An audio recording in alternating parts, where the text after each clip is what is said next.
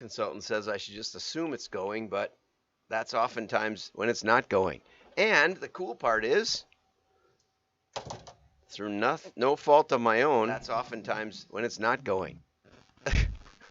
What's it called? Restream came back. 5, 4, 3, 2, 1. I'm John Miglash for the Wisconsin DMA and the International Society for Strategic Marketing. Okay, I had so much to do today, I decided to cut it in half, and that's the way it goes. So say hello, if you can see me, and notice I've got my spring wear on now. I've got rid of the turtlenecks. Probably won't see a turtleneck unless it dips back into the 20s, which it has done. Friday it was 29 or something when I rode the motorcycle in, and today it was 65 or something like that. How wonderful. Wisconsin is great. Hello, hello. Reshma? Nice to meet you. Thanks for saying hi. Okay, so let's get over here and start with five direct mail fun folds. This is by my friend Summer Gould, and oops, that wasn't good. Summer Gould, and she's an expert in direct mail, and she says she likes to visit the Fold Factory, which I'd never heard about, so thank you for that, Summer. But I was a little disappointed because I didn't know what a rectangular twist fold was. I didn't know what a square twist fold was. But I learned about it over here, so let's get over to, this won't work, and it never works, but we're going to go over here and try it anyway.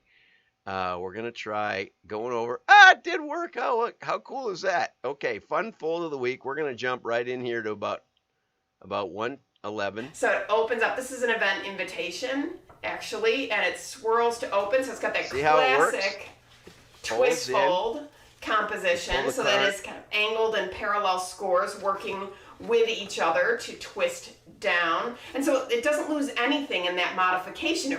Okay, so the deal is that normally they're square, which costs you some real estate because you pay full postage for that 6x9 size, and this way you get the 6x9 size, you get the full real estate, and it still twist folds and opens up and unveils itself, which is a kind of a neat mailing piece. And I'm going to go back to Summer's article a couple times just to show you different folds. But you know, it doesn't work as nice if it's just an article or if it's just a video, because you don't get what's going on. So I'll bring you both sides of that, and I hope you enjoy that. Okay, now let's go over to the next article, and this is one of these that I get started on and it sucks me in, and it's so good that I just can't stop. 90 in Arizona. 90's too hot almost, except for motorcycling, then it's pretty good. Oh, and I want to call your attention to the WDMA Spring Meetup on the 13th. That's in a little more than a week, and we're going to have fun. We've had fun on every one so far. We're getting better at these. We're learning how to run the Zoom connections. Thank you for the sponsorship from Andrew Ettinger. And but anyway, so go over to wdma.org events, and you will find the sign up. And I will probably be promoting it over on LinkedIn and some emails and stuff this week. So watch your inbox, but you can shortcut the whole process just by going to wdma.org. How Taco Bell proves old school marketing tactics still work. Couple of good things about it. First of all, yes, they are tactics, okay, in general. You say, we want to reach our market. We want to sell tacos. Those are, and then you say, and we're going to be clever, and we're going to stand out from the crowd. Those are our strategies. But tactics are, we're going to do TV, or we're going to do mail, or we're going to do digital. So marketing professionals have so embraced online and mobile channels to the extent that television, radio, and direct mail, old school, seem to be dead, okay? But they're not dead. And in fact, Taco Bell has been moving away from digital for the last basically 4 or 5 years. It put more budget into television and reduced, and this is the important part, reduced its digital ad budget. Okay, why do I bring this article up? Isn't really focused on mail. I bring up this article because here's a brand, a name brand everyone will recognize that's been moving out of digital. And that's what you want to know. If you're out selling print and mail, you got to be explaining. It's not just enough to say, oh, we have pretty folds, we have glitter, we have smells, Hey, if people are thinking that digital is the end all be all of marketing, that it'll never change, it's the only way to go, they're not going to listen. We have to keep reminding them that digital is a flash in the pan with basically 12 years of history. That's it. And nobody knows what the consequences will be. Like quickie developed vaccinations. They may work. They may be entirely safe. They probably are. I'm not telling you not to do it. I'm just saying, normally it takes 7 years. And it didn't. So go with the science. So then in 2019, Taco Bell doubled down its television campaign strategy, spending millions more than its competition, while still, this is important, still coming out ahead on sales and profitability. And you've seen the Procter & Gamble, where they cut 40% out of their digital ad budget and their sales went up. Same basic story with Taco Bell. So now we have a second case study where they cut digital. That's the important point of this article. They cut digital and their sales and profitability went up. Taco Bell proves that companies should not necessarily focus exclusively on digital marketing. So here's an idea. You want to try mail? Cut your digital budget. See if anything bad happens. It's called a holdout test. In mail, we do it all the time. We have the guts to go and say, okay, let's not mail some people. See how their sales compare in the next month or two to the ones we mailed. And guess what? Mail always wins. Typically a 300% ROI. Find a 300% ROI in today's market. You can't. Okay? Mail typically 300% differential between those you mail and those you don't. And I just recently had a 900% differential. Okay? 900% more EBITDA, bottom line, return on investment over the cost of the mailing. 900%. Okay? And we may talk about that case study one of these days again. Okay, Taco Bell knew its audience, right? They knew that they loved sports and watching sporting events on TV. It's funny because my internet went out. I called the company. They said, we have an outage. We expect it to last till 11 p.m. Would you like us to call? We won't call anytime after 9. I love those recordings. Anyway, and I thought to myself, this was the NCAA semifinals, and I thought, I probably could watch that on TV. Turn on the TV, sure enough, there it was. And am I glad I did? I don't know if you saw the end of the overtime with Gonzaga and UCLA, but man, oh man, oh man, oh man, the dream of every kid practicing in his backyard on his garage, 3, 2, 1. Oh my gosh.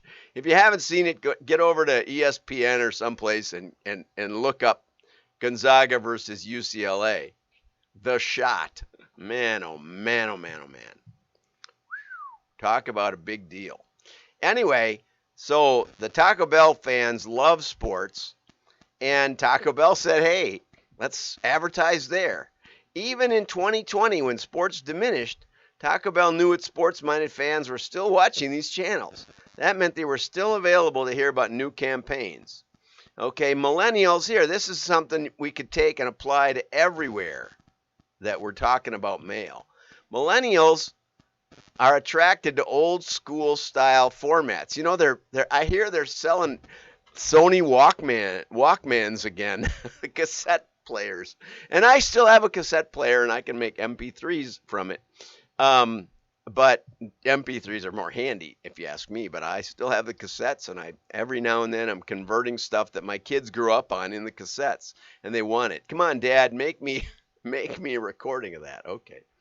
Often preferring the feel of direct mail in their mailboxes and catalogs over other marketing because it evokes an earlier age. I was on a WebEx or something Zoom call the other day, and the other people on there were saying that millennials now are 40 years old. I don't know the definition of a millennial, but anyway, they're 40 years old, and some of them are already grandparents if they had kids, at 20 or under, and their kids are having kids at 20 or under. They're grandparents. How about that? If you want to feel old. Anyway. Okay, so they pay attention to these other channels where Taco Bell has focused its efforts because they've been raised here. This is really important. Because they've been raised in a digital environment. The other approaches feel unique. You got to be a little bit of a contrarian.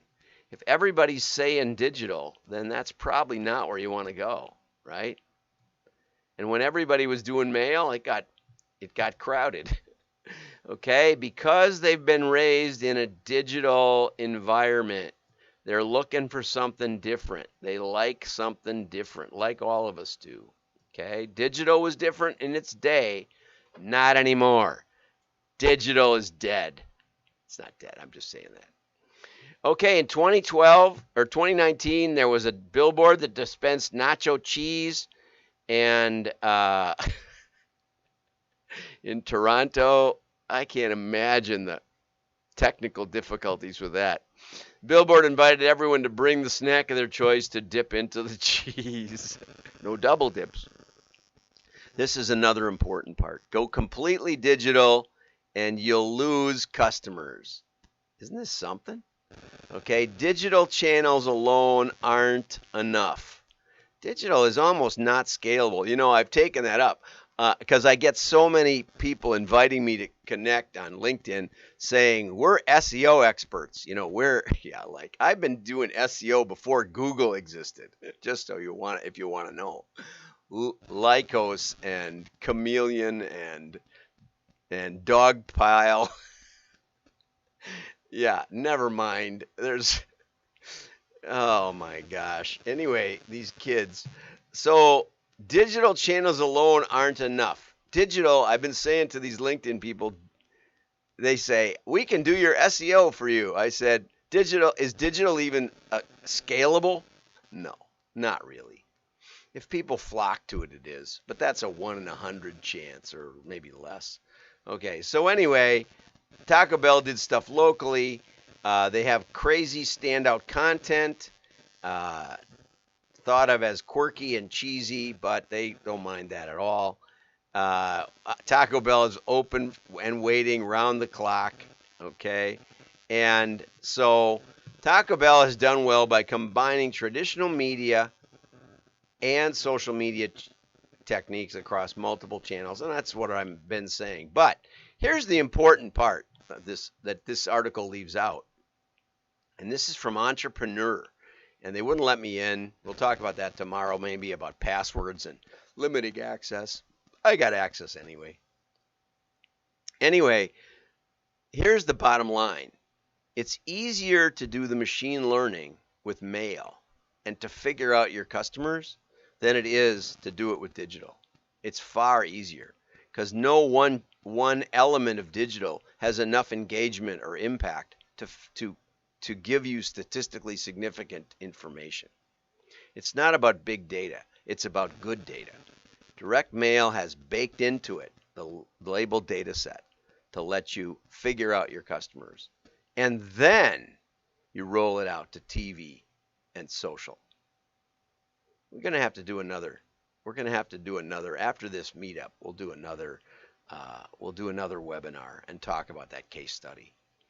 And it'll be free for WDMA members.